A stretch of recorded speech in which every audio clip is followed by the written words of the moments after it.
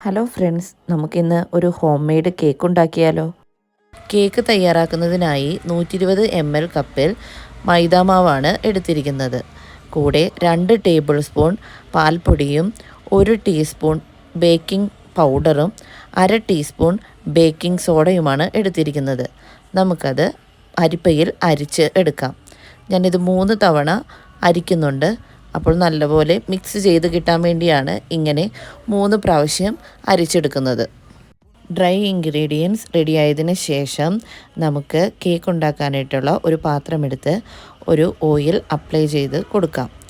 ഞാൻ അതിനെടുത്തിരിക്കുന്ന പാത്രത്തിൽ ഒരു ബട്ടർ പേപ്പറാണ് വെച്ചിരിക്കുന്നത്. എന്നിട്ട് എണ്ണ സ്പ്രെഡ് ചെയ്ത് കൊടുക്കാം. ഇനി നമുക്ക് 1/2 കപ്പ് പഞ്ചസാരയും 2 മുട്ടയും കൂടെ മിക്സിയിൽ ചേർത്ത് നല്ലപോലെ അടിച്ചെടുക്കാം. ഒരു 30 സെക്കൻഡ് വരെ ഒക്കെ മിക്സിയിൽ അടിച്ചാൽ മതി. ഇനി അത് നമുക്ക് ഒരു ബൗളിലേക്ക് പകർത്താം. എന്നിട്ട് നമ്മൾ തയ്യാറാക്കി വെച്ചിരിക്കുന്ന ഡ്രൈ ഇൻഗ്രീഡിയൻറ്റ് നമുക്ക് കുറച്ചായി ഈ മിക്സിയിലേക്ക് ചേർത്ത് കൊടുത്ത് മെല്ലെ യോജിപ്പിക്കാം.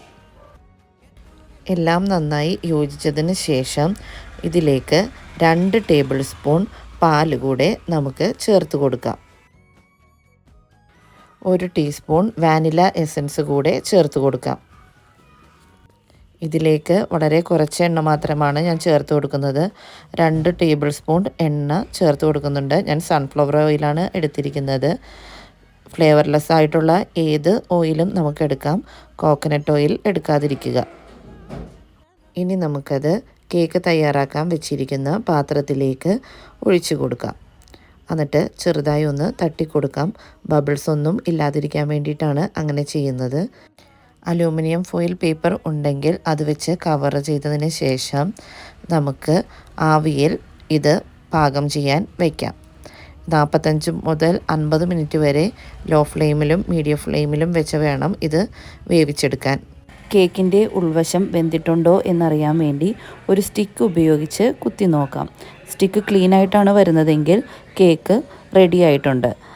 അതിൽ വശ പോലെ എന്തെങ്കിലും ഒട്ടിപ്പിടിക്കുവാണെങ്കിൽ ഒന്നുകൂടെ അടച്ചു വെച്ച് വേവിച്ചെടുക്കാം. അങ്ങനെ നമ്മുടെ കേക്ക് തയ്യാറായിട്ടുണ്ട്. ഓവനും ബീറ്ററും ഒന്നുമില്ലാതെ ഹോം മെയ്ഡായിട്ട് നമ്മൾ വീട്ടിൽ തന്നെ തയ്യാറാക്കിയെടുത്ത ഒരു കേക്കാണ്. എല്ലാവർക്കും ഇത് ഇഷ്ടപ്പെടും. ഞാൻ പിന്നെ ഇതിലേക്ക് വീട്ടിൽ തയ്യാറാക്കി വെച്ചിരിക്കുന്ന ഒരു ക്രീം കൂടെ ചേർത്ത് കൊടുക്കുന്നുണ്ട്.